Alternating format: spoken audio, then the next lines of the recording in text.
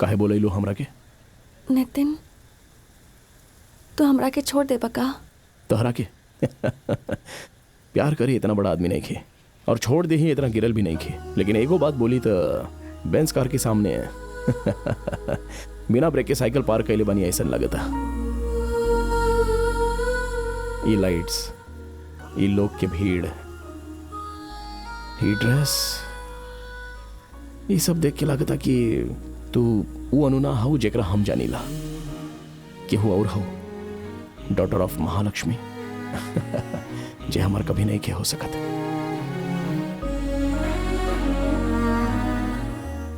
ये का हो गईल, आंख में कचरा ना गईल फिर भी आंसू निकल आईल। अनु, अनु, चला बेटी तुम्हारा इंतजार हो रहा बा। अब खाना बहुत अच्छा बनाएला। हाँ गुड, थैंक्स अंकल जी। शादी के कॉन्ट्रैक्ट भी हमरा के देब अगर हो सके तो। ही कोनो कहे के बात बा। आवा आवा। नितिन भाई, बिरयानी खत्म हो गई बा और अभी खाए वाले बहुत लोग बाड़े। हम खाना वाला है, ये बात हर 10 मिनट पर याद काहे दिला होता, हम भुलाइला ना। तब फिर फ्राइड राइस से मैनेज करवा दी का? जौन बा ओकरे में गुजारा कर, जौन खत्म हो गई ओकरा बारे में मत सोचा। हम बिरयानी के ही बात कही नहीं है।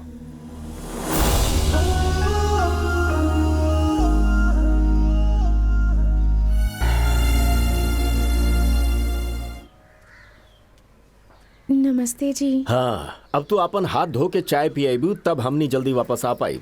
कैसन फोन बा हमरा समझ में ना आवेला। सुना, घर के औरत जिद कर रहल बाड़ी कि अगला माह के महीना में तहार और बबली के सगाई करिए देल जाए। भावनू की शादी से पहले कुछ ना करो, पहले ही कहत रही। हाँ, लेकिन एगो लड़का देखले तरह ओकर कैरेक्टर अच्छा ना रहे, यही से तू जितना दहेज दे ताड़ाव में कोनो कलेक्टर थोड़ के आई। ठीक बा, अब वो सब छोड़ा। आसपास में एगो तारीख तय कर ला कि यह अगस्त तक तू हमार बेटी से शादी कर ले बा। हम नहीं कह रहल कि राउर बेटी से शादी ना करब, लेकिन भावनू खातिर भी अच्छा लड़का मिले के चाहिए। तू चक्की जैसन एक के खूंटी पे घूमत मत रहा। एगो वंडरफुल ऑब्जर्वेशन बतावत आनी तारा। आम के सीजन में कई बार आम खा के ओकर गुठली के ले जाके ऐसे ही फेंक देल जाला। ऊ जहाँ गिरेला वहाँ पौधा उगेला और फल भी आ जाला। बाकी अगर 10 एकड़ में आम लगावे के होखे त ऐसे नहीं कइल जा सकत। किसान चाहिए, ओकरा संगे और भी बहुत लोग, पेड़ लगावे वाला, खाद डाले वाला, तब कहीं बागान तैयार होखेला। समझ में आइल कुछ? एकरा मतलब हम तहार बहन में कोनो कमी नहीं खे बता रहा। वो लड़की बाड़ी, हमार बेटी भी लड़की बाड़ी। बस वो शादी के बाद रोवत जाई और हमार बेटी सोना से लदा के जाई। बाना, सब पैसा के खेल है। सब कुछ पैसा ही हो खेला ना। हाँ का भइल, तार हैदराबाद वाली चल गई तो सोचा ताड़ा के पुरान रिश्ता फिर से जुड़ जाई। सुना, तू लोग बच्चा रहा ऐसे जब जौन भइल भोला सकेला। बाकी उनकर का होखी, आंख बंद करके भगवान के सामने बैठे से सब ठीक हो जाएगा। सुनी, बाहर आके तनी अपन समझदार बेटा के समझाई। बबली से शादी कर ले, बाकी सब ठीक हो जाई। अगला हफ्ता कर ले बा और भी ठीक होगी। ए बैजनाथ से हमनी के बहुते फायदा होखे वाला बा बेटा। ई अगर नाराज हो गई तो यह गांव में तार जियल मुश्किल हो जाई, सड़क पे आ जाई बा। बड़की की शादी नहीं के हो रहा, छोटकी की पढ़ाई करावे के बाद रहे खातिर घरे न बची, फिर का होखी? आके समझाई ना एकरा के।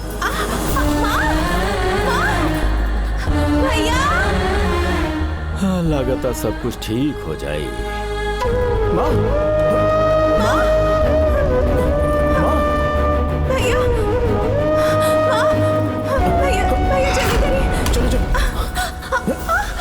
रवा लोग लेके जाए, हम पैसा लेके आओ तनी संभल के।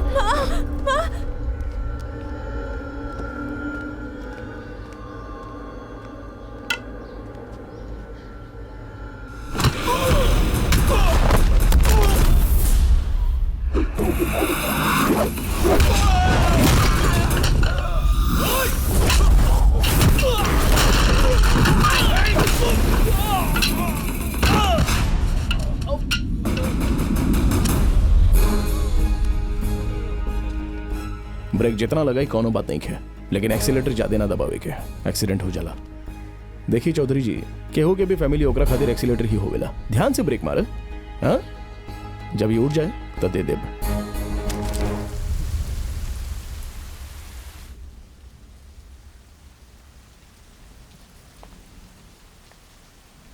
बहुत चालाक बाड़ू तू। हमरे घर में रह के हमार खाना खा के हमार बेटी की किस्मत खुद लेके गए चाहताड़ू। का हो गई मम्मी? तोहरा प्यार करे खातिर शेखर चाही का? ये बेकसूर पिया मम्मी। ई ना, तू बाड़ू। जौन दिन ही आयल रहे ओही दिन हम कह देले रही, बाकी तू ना मन लू। अगर ई एक घर में रहबे ना करी त उ शेखर एकरा खातिर का कर पाई हमू देखतानी। गोपाल, हम समझ गए नहीं मैडम, ये लड़की के नीचे स्टोर रूम में ले जाके बंद कर दे बानी। अरे इतना अरे, कैसे ले जा अरे, सकेला? डैडी तू कुछ नहीं की जाना, चुप रहा। माया, एकरा लेके नीचे जा। डैडी, रवा नीचे जा जा तो लेके बानी। जा।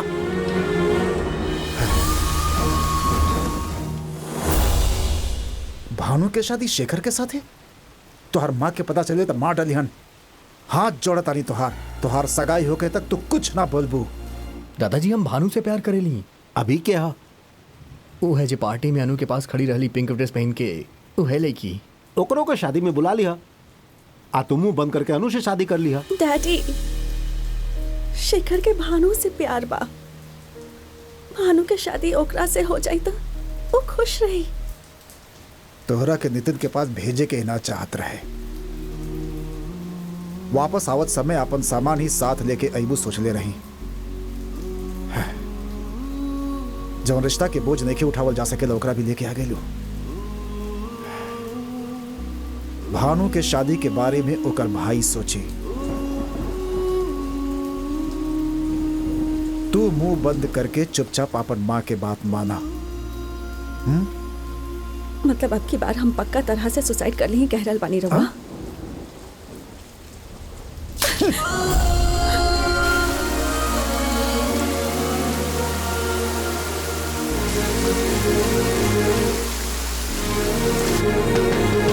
हाँ हाँ हाँ, आइल भी अंकल।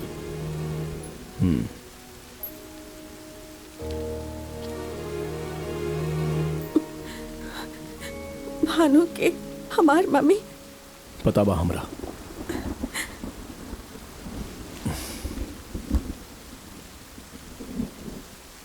तो हमरा के अपन गांव ले चल, तब पता चली हमार मम्मी के। पहले तहरा घरे चलल जाओ। ओ बबली, कुछ बोल लेना। इतना बड़ बड़ आंख करके देखत रहे ले, फिर भी तहरा सब समझ में आवेला।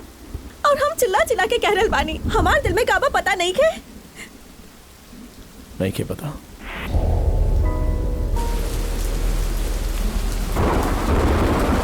हमने के जौन मिलल चाहत रहे वो ना मिलल, ऐसे हमार माँ दरवाजा बंद कर देले रही। लेकिन तहार माँ के पास हम तहरा के ले जाए तो वो दरवाजा जरूर खोली है। चला, घर तक छोड़ देता नहीं। तहरा तकलीफ उठावे की कोनो जरूरत नहीं खे। हम खुद जा सकता नहीं।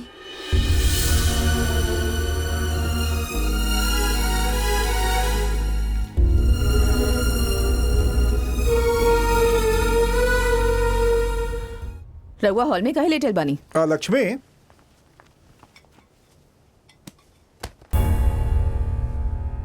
भानु के भेज दे तो हम चल जाई अंकल। सगाई होके तक वो लड़की यहाँ रही तो हमनी खातिर अच्छा होगी। दोपहर के बाद भेज दे, ओकरा के यहाँ से जाए की कहीं। ए, तू यहाँ आवा। अपन घर में उजाला चाहता नहीं तो पड़ोस के घर में अंधेरा ना करे के चाहिए अंकल।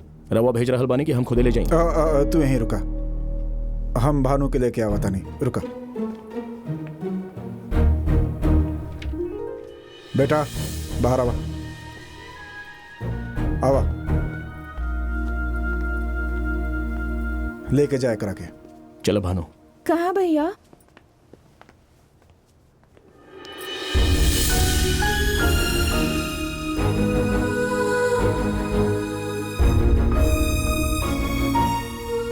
तो पीछे काहे हट गईला भैया? हमरा के लागल रहे तू और उन्हें शादी कर ले, तो पीछे काहे हट गईला? अंकल के बुरा लागी यही से?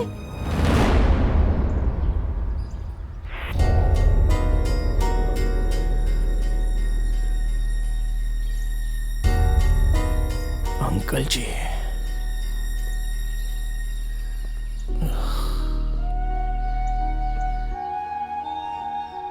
अंकल जी के वजह से आज अनु के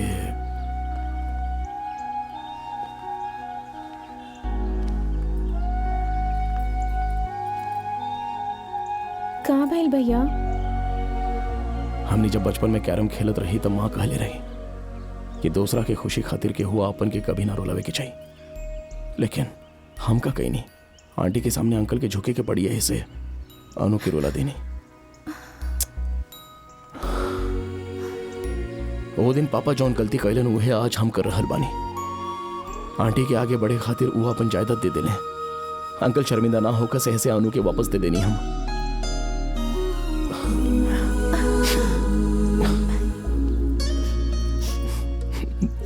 अपन खुशी हमने के आपन में ही ढूंढे के होकेला, दूसरा की खुशी में ना। थैंक्स भानु, थैंक्स। बस 1 मिनट भानु।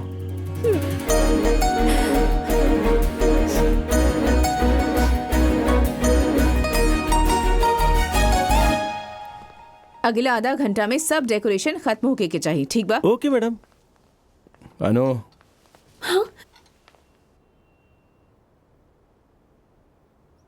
एगो बात करे के बा।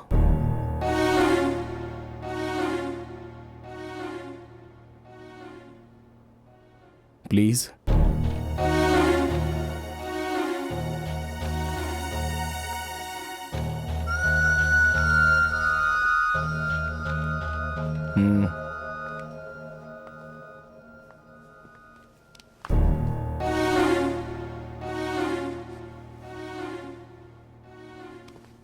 आओ।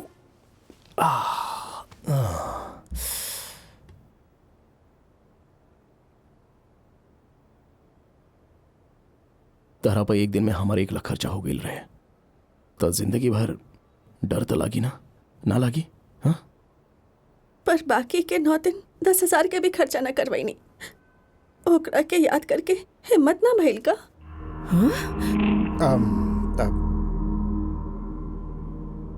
तू जौन मंगबो अगर वो ना दे पाइप तब? मत। टीवी एसी मंगले रही, टीवी दिलवाइला, लेकिन एसी के बदले रस्सी और डंडा देला। हम कुछ बोल नहीं का।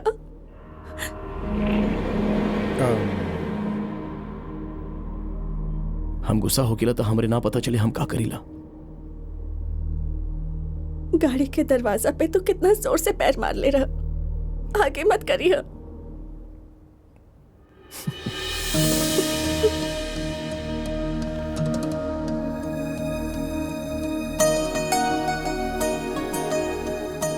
ओ दिन जॉन स्टेशन पे कैले रहो, हाथ मिला के छोड़ते ना देबू।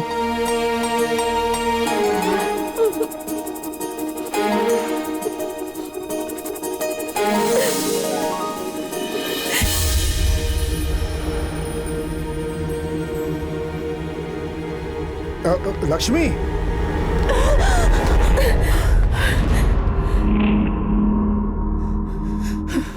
का कैला तू एकरा के? कौन जादू कैला एकरा पे? पैसा खातिर तू एकरा के फसेले बाड़ा ना? हाथ छोड़ा, छोड़ा। ई हमार हिया, हमार बेटी हिया। रहुआ ना समझी नहीं एकरा के? अगला 2 घंटा में सगाई बाई कर, बड़ बड़ लोग आवे वाला बाड़े। हमार इज्जत की का होगी? सिर्फ राउर इज्जत बा आंटी, हमार पापा के ना रहे। राउर प्रॉपर्टी बहुत कीमती बा, उनकर जायदाद कीमती ना रहे। अगर हमने के पैसा खातिर ट्रैप करके आई था ना तो पापा के दिल पैसा के एग्रीमेंट बन जाई था ना, तो राउर बिजनेस में हिस्सा मांगते हैं। अगर ऐसा होके तो रवा हमनी के जगह और हमनी राउर जगह बहुती। नितिन, ये सब काहे खातिर? रोकी मत अंकल जी, इनका आज जाने के ही होके। ई जौन पाल के उठौले रहे ओकरा के हमने कितना साल से ढो रहल बानी, ई बात इनका पता चल ही के चाहिए।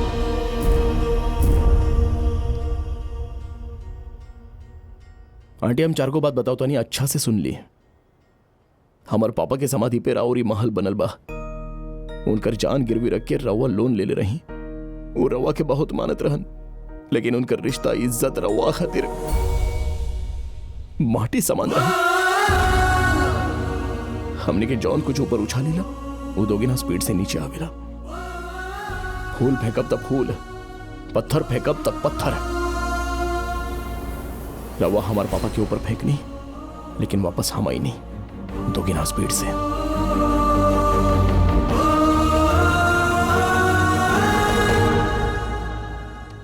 हमरा पास रवा जैसन महल तो ना होखी, लेकिन रानी हमरा पास बिया।